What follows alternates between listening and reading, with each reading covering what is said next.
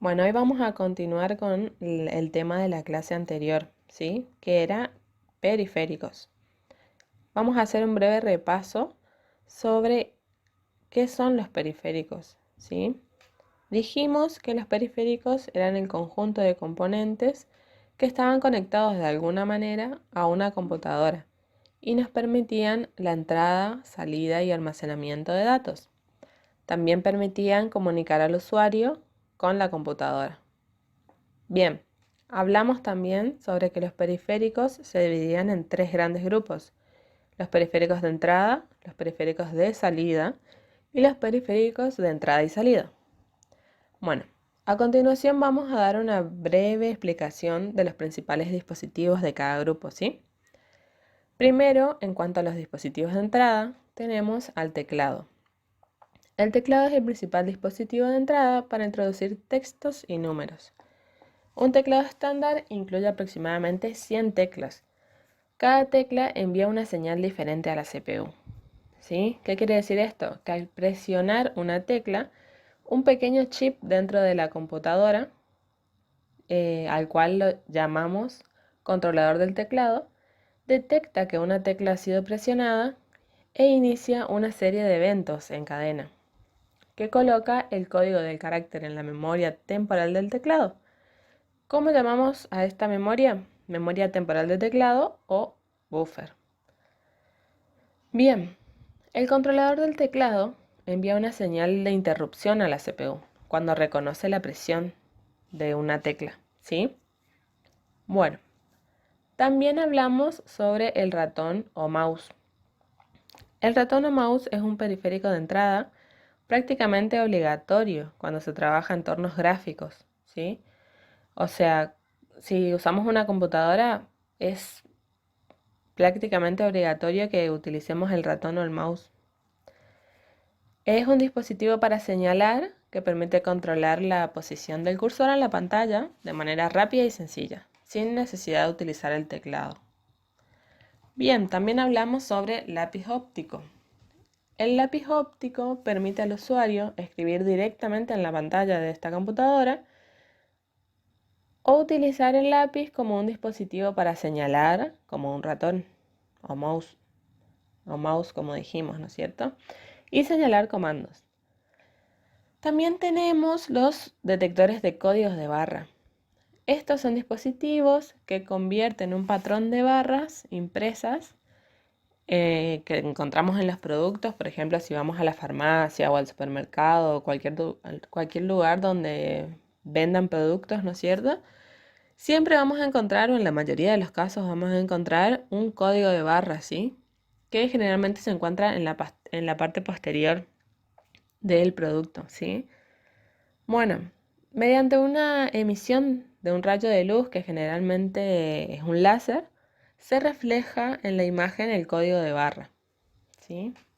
Bien, también vamos a hablar sobre los dispositivos de salida, los periféricos de salida, que habíamos mencionado un ejemplo que era el monitor. El monitor es el periférico de salida más importante porque sobre él se muestran todos los datos, ¿no es cierto?, que nosotros vamos a trabajar en nuestra computadora. Para que el monitor funcione correctamente se necesita una placa de video que hace de intermediario entre la computadora y el monitor. Bien, se utilizan tres tipos básicos de monitores. El primero es el monitor CRT, el segundo el monitor LCD y el tercero el monitor LED. Cuando hablamos de monitor CRT, decimos que la pantalla del monitor está formada por una serie de puntos y esta serie de puntos, cada uno de ellos es denominado píxel, ¿sí? En su conjunto son los que permiten formar las imágenes. Luego tenemos el monitor LCD. Este es una pantalla delgada y plana formada por un número de píxeles en color o monocromáticos, colocados delante de una fuente de luz o reflector. Bien, luego tenemos el monitor LED, que es la pantalla electrónica de LEDs y se compone de píxeles mediante módulos o paneles de LEDs, ya sean monocromáticos, bicolor o policromáticos. Estos últimos, los policromáticos, se conforman a su vez con LEDs RGB. Dichos LEDs forman píxeles, lo que permiten formar caracteres, textos, imágenes y hasta video, ¿sí? Dependiendo de la complejidad de la pantalla y el dispositivo de control. Bien, también habíamos mencionado anteriormente que el monitor necesitaba una placa de video, ¿no es cierto? Para que funcione correctamente. Entonces, vamos a hablar un poquito sobre la placa de video. Es el dispositivo encargado de transmitir al monitor la información gráfica que debe presentar en la pantalla, ¿sí? Realiza dos operaciones. La primera es interpretar los datos que le llegan del procesador, ordenándolos y calculando para poder representarlos en la pantalla, en forma de un rectángulo compuesto de puntos individuales de diferentes colores, o sea, píxeles.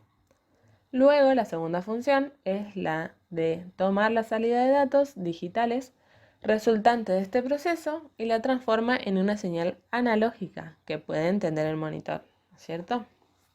Bien, eso es un breve concepto de la placa de video, para que tengan en cuenta. Bien, seguimos con los dispositivos de salida aún, ¿no es cierto? Vamos a hablar de las impresoras, que también dimos como ejemplo, ¿no es cierto? Bueno, de acuerdo a la tecnología de impresión, hay tres tipos más comunes de impresora. El primero es el de matriz de puntos, el segundo es la impresora láser y el tercero es la de inyección de tinta. Bueno, la impresora matriz de puntos es una impresora que crea imágenes con una cabeza de impresión que recorre cada línea, ¿sí? Imprimiendo una serie de patrones de puntos, ¿sí? Estos puntos están acomodados en una columna en la cabeza. Bien, en comparación con las impresoras láser y de inyección de tinta, estas son ruidosas, también producen generalmente una impresión, son mucho más baratas en términos de costo inicial y costo de operación y también siguen siendo útiles para determinados trabajos, ¿sí?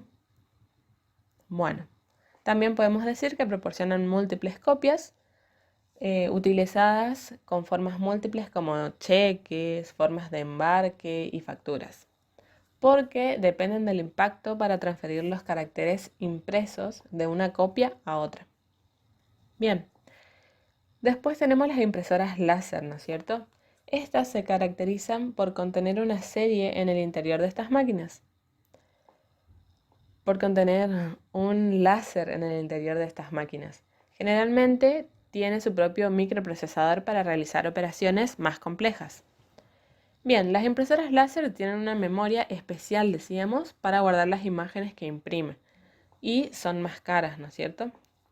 También son más rápidas y muy silenciosas y la velocidad de impresión se mide por número de páginas por minuto. También podemos decir que la calidad de impresión es mayor y la resolución de las impresoras láser se mide en puntos por pulgada, ¿sí? Bien, ahora vamos a hablar sobre las impresoras de inyección de tinta. La cabeza de impresión de una impresora de inyección de tinta contiene hasta 64 pequeñas boquillas, ¿sí? A medida que la cabeza de impresión recorre horizontalmente el papel, cada boquilla inyecta finas ráfagas de tinta de secado rápido.